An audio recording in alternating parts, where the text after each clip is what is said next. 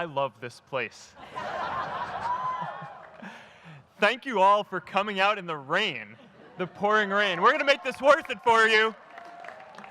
President Faust, Board of Overseers, faculty, friends, alumni, proud parents, members of the ad board,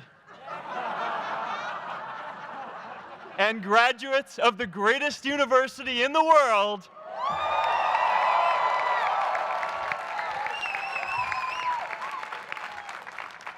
I am honored to be here with you today because, let's face it, you accomplished something I never could. If I get through this speech today, it'll be the first time I actually finish something here at Harvard. Class of 2017, congratulations.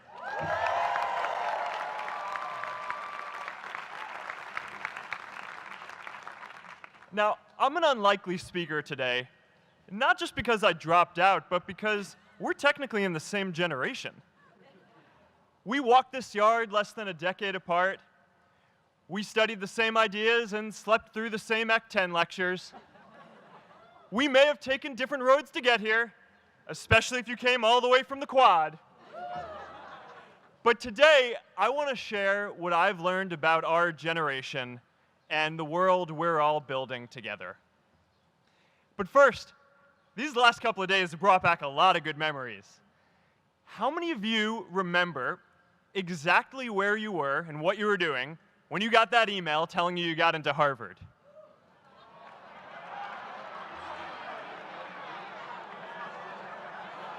I was playing the video game Civilization, and I ran downstairs and got my dad, and for some reason, his first reaction was to video me opening the email. That could have been a really, really sad video. But I swear, getting into Harvard is the thing my parents are most proud of me for. My mom is nodding. You all know what I'm talking about. Look, guys, it's tough to beat this. You'll see when you get out there.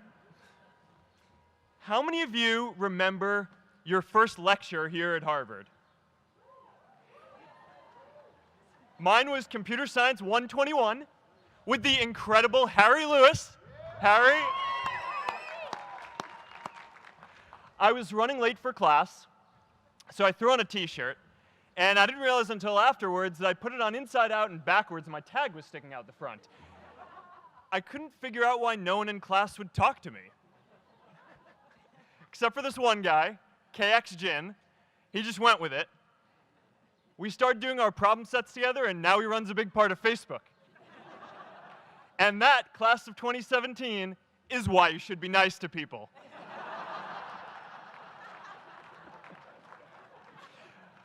But my best memory from Harvard is meeting Priscilla.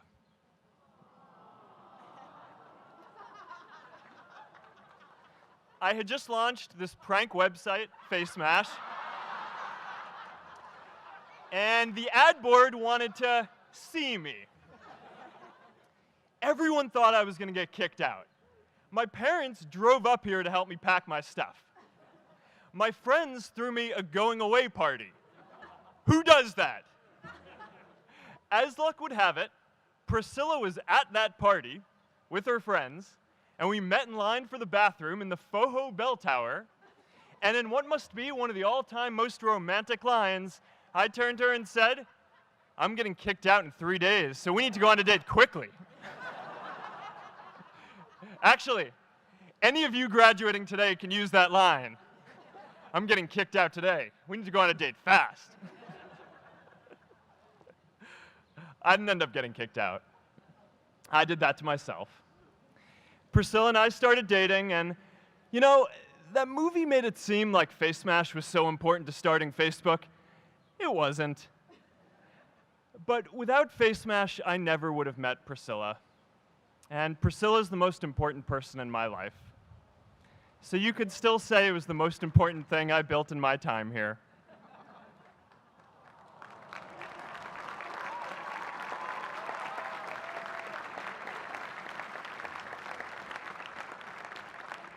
We have all started lifelong friendships here, and some of us even families.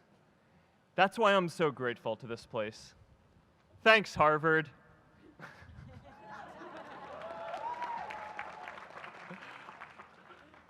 Today, I want to talk about purpose. But I'm not here to give you the standard commencement about finding your purpose. We're millennials. We try to do that instinctively. Instead, I'm here to tell you that finding your purpose isn't enough. The challenge for our generation is to create a world where everyone has a sense of purpose. One of my favorite stories is when JFK went to go visit the NASA Space Center, and he saw a janitor holding a broom, and he asked him what he was doing, and the janitor replied, "Mr. President, I'm helping put a man on the moon." Purpose is that feeling that you are a part of something bigger than yourself, that you are needed, and that you have something better ahead to work for. Purpose is what creates true happiness. And you are graduating at a time when this is especially important. When our parents graduated, that sense of purpose reliably came from your job, your church, your community. But today, technology and automation are eliminating many jobs. Membership in a lot of communities has been declining, and a lot of people are feeling disconnected and depressed and are trying to fill a void in their lives. As I've traveled around, I've sat with children in juvenile detention and opioid addicts who've told me that maybe their lives would have turned out differently if they just had something to do, an after-school program or somewhere to go.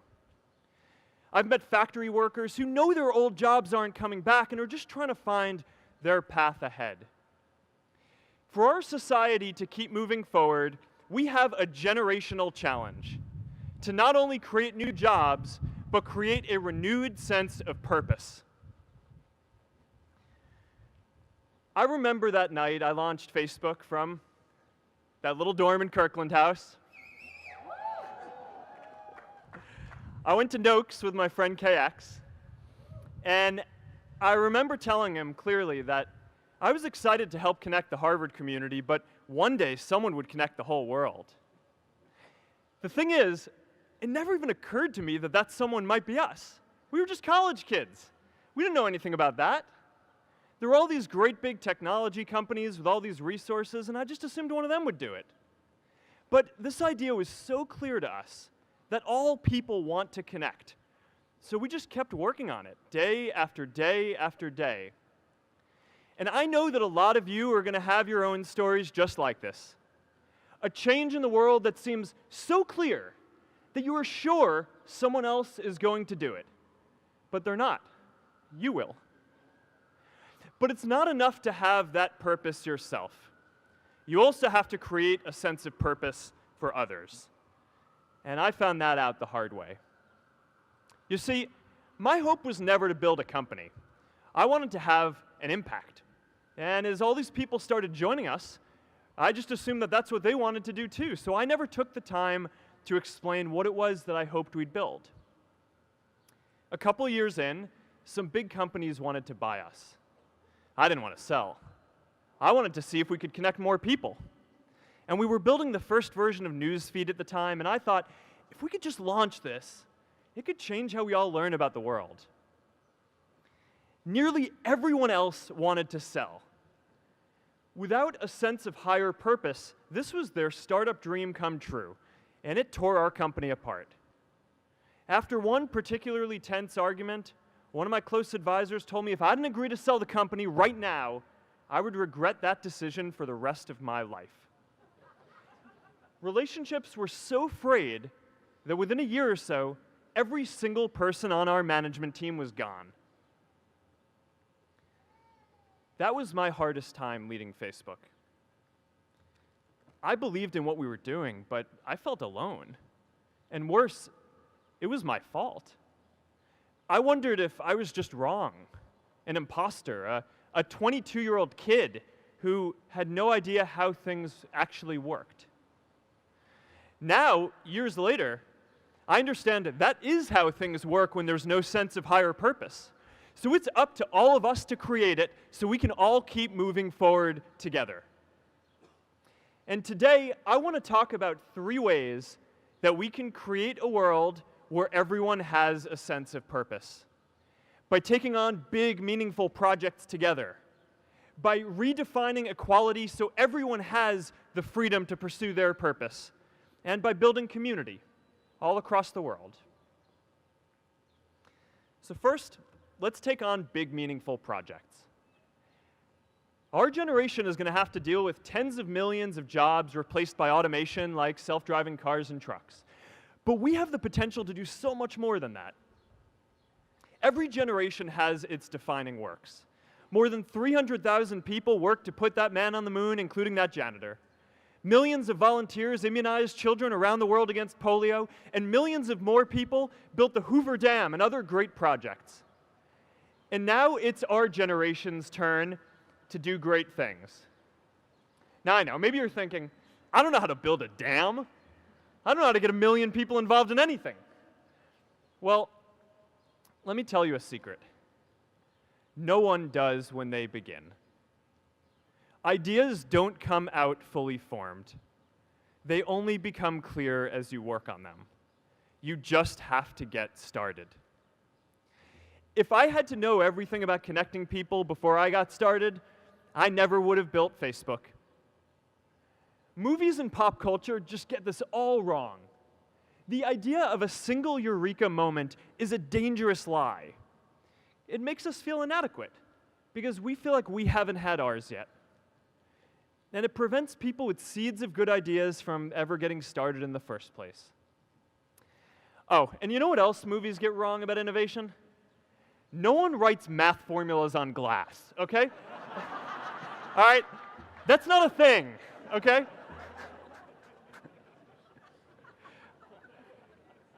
It's really good to be idealistic, but be prepared to be misunderstood. Anyone working on a big vision is going to get called crazy, even if you end up right.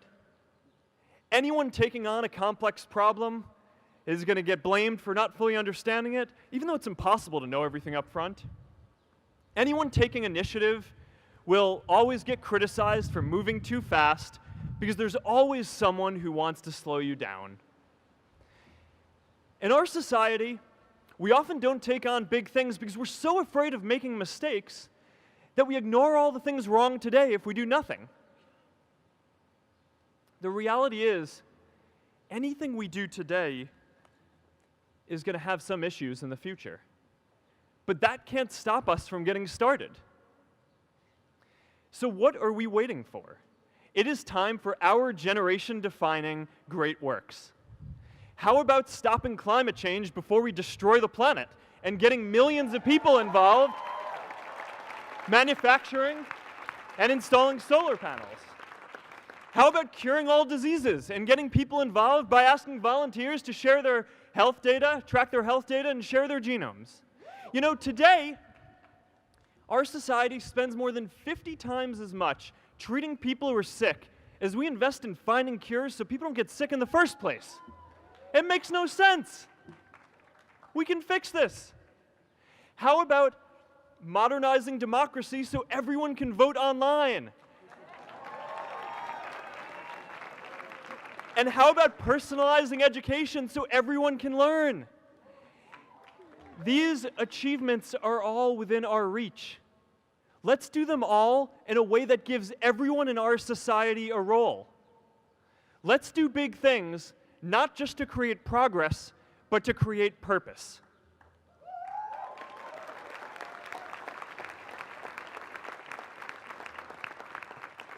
So taking on big, meaningful projects together is the first thing we can do to create a world where everyone has a sense of purpose.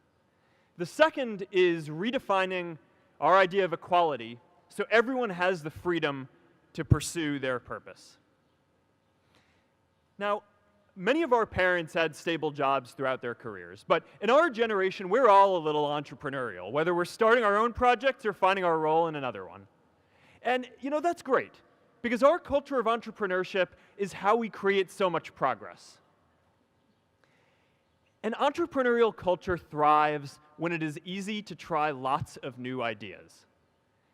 Facebook wasn't the first thing I built. I also built chat systems and games, study tools and music players, and I'm not alone. J.K. Rowling got rejected 12 times before she finally wrote and published Harry Potter. Even Beyoncé had to make hundreds of songs to get Halo. The greatest successes come from having the freedom to fail. Now, today, we have a level of wealth inequality that hurts everyone. When you don't have the freedom to take your idea and turn it into a historic enterprise, we all lose. And right now, today, our society is way over-indexed on rewarding people when they're successful, and we don't do nearly enough to make sure that everyone can take lots of different shots. Now, let's face it, there is something wrong with our system when I can leave here and make billions of dollars in 10 years, while millions of students can't even afford to pay off their loans, let alone start a business.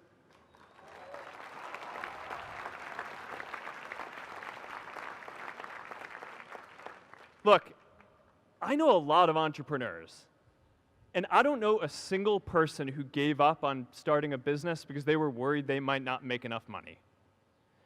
But I know too many people who haven't had the chance to pursue their dreams because they didn't have a cushion to fall back on if they failed.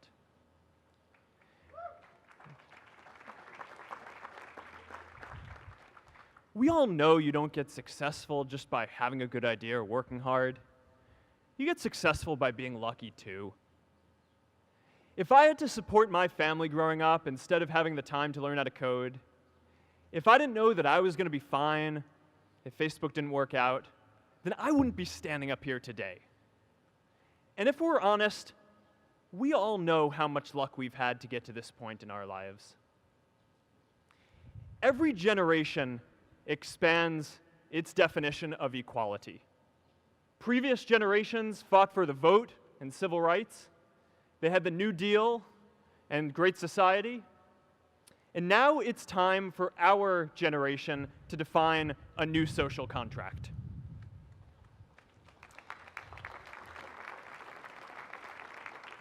We should have a society that measures progress not just by economic metrics like GDP, but by how many of us have a role we find meaningful. We should explore ideas like universal basic income to make sure that everyone has a cushion to try new ideas. We're all going to change jobs and roles many times, so we need affordable childcare to get to work and healthcare that's not tied to just one employer. And we're all going to make mistakes. So we need a society that's less focused on locking us up and stigmatizing us when we do. And as our technology keeps on evolving, we need a society that is more focused on providing continuous education through our lives.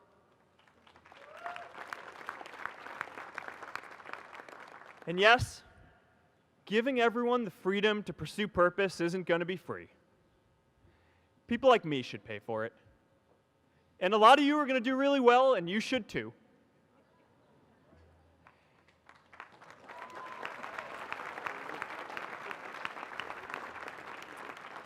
That is why Priscilla and I started the Chan Zuckerberg Initiative and committed our wealth to promoting equal opportunity.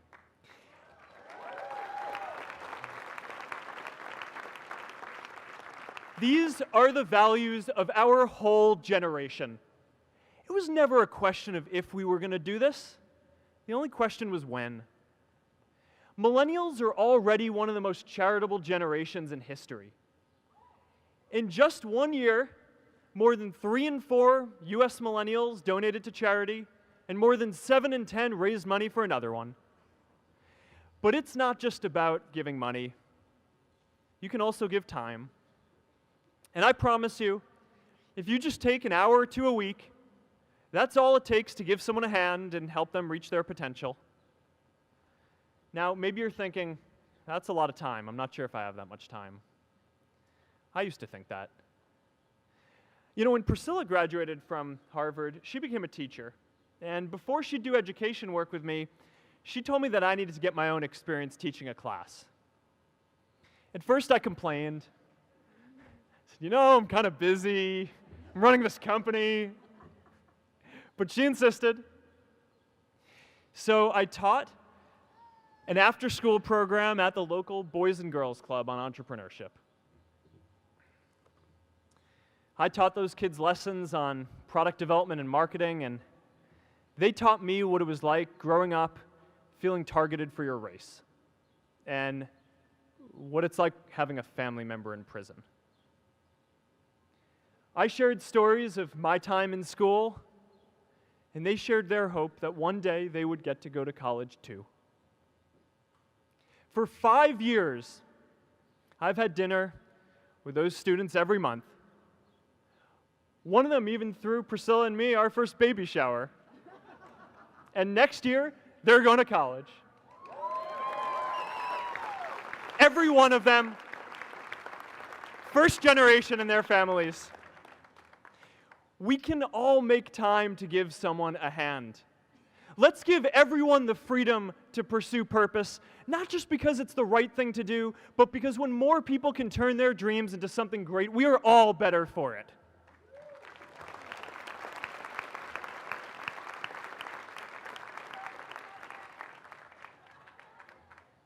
Purpose doesn't only come from work. The third way we can create a sense of purpose for everyone is by building community. And in our generation, when we say purpose for everyone, we mean everyone in the world. Now, quick show of hands. How many of you here are from another country? All right, now keep your hands up. How many of you are friends with one of these folks? Now we're talking. See, we have grown up connected. In a recent survey of millennials around the world, asking what most defines our identity, the most popular answer wasn't nationality, ethnicity, or religion. It was citizen of the world. That's a big deal. Every generation expands the circle of people we consider one of us. And in our generation, that now includes the whole world. We understand that the great arc of human history bends towards people coming together in ever greater numbers, from tribes to cities to nations, to achieve things that we could not on our own. We get that our greatest opportunities are now global. We can be the generation that ends poverty, that ends disease. And we get that our greatest challenges need global responses too. No country can fight climate change alone or prevent pandemics. Progress now requires coming together, not just as cities or nations, but also as a global community. But we live in an unstable time. There are people left behind by globalization across the whole world. And it's tough to care about people in other places when we don't first feel good about our lives here at home. There's pressure to turn inwards. This is the struggle of our time. The forces of freedom, openness, and global community against the forces of authoritarianism, isolationism, and nationalism. Forces for the flow of knowledge, trade, and immigration against those who would slow them down. This is not a battle of nations. It is a battle of ideas. There are people in every country for more global connection, and there are good people against it. And this isn't going to be decided at the UN either.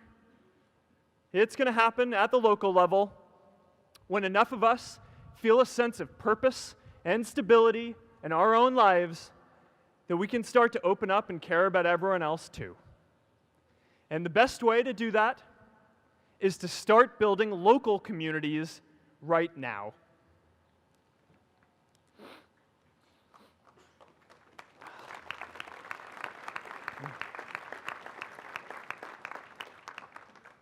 We all get a lot of meaning from our communities. Who here's from Elliott House? How about Lowell? I know you guys found community because you literally live right on top of each other. And Mather? I'll just leave that there. Whether our communities are houses or sports teams, churches or a cappella groups, they give us that sense that we are a part of something bigger, that we are not alone. They give us the strength to expand our horizons. And that's why it's so striking that over the past few decades, membership in all kinds of communities has declined by as much as 1/4. That's a lot of people who now need to find a sense of purpose somewhere else. But I know that we can rebuild these communities and start new ones because many of you already are. I met Agnes Agoye, who's graduating today. Agnes, where are you?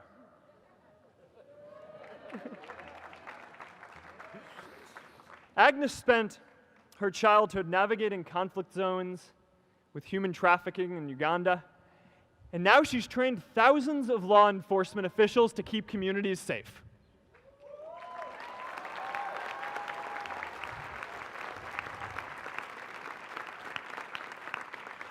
I met Kayla Oakley and Neha Jain, who are graduating today too. Stand up, guys.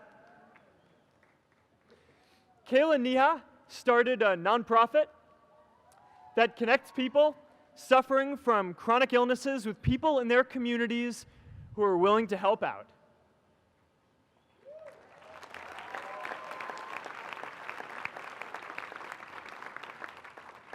And I met David Razu Aznar, who's graduating from the Kennedy School today. David, stand up. David is a former city councilor who fought to make Mexico City the first Latin American city to pass marriage equality, even before San Francisco.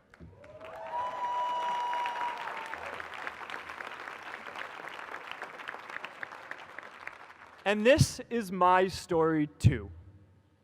A student in a dorm, connecting one community at a time, and keeping at it until one day we can connect the whole world. Change starts local. Even global change starts small with people like us. In our generation, the struggle of whether we connect more, whether we achieve our greatest opportunities, comes down to this: your ability to build communities and create a world where every single person has a sense of purpose.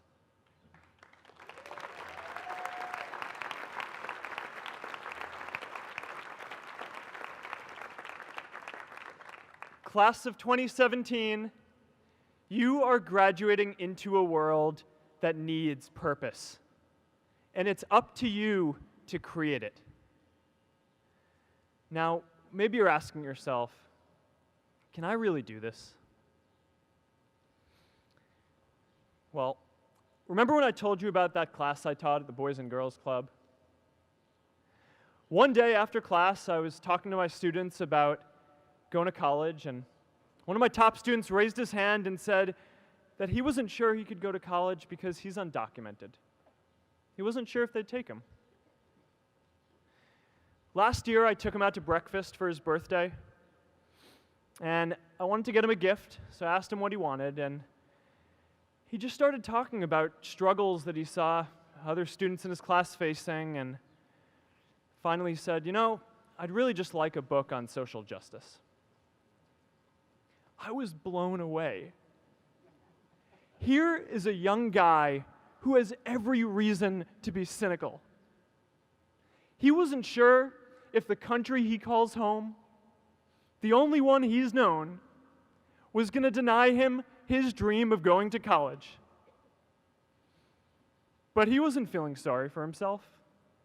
He wasn't even thinking of himself. He has a greater sense of purpose, and he's going to bring people along with him. It says something about our situation today that I can't even say his name because I don't want to put him at risk. But if a high school senior who doesn't know what the future holds for him can do his part to move the world forward, then we owe it to the world to do our part too.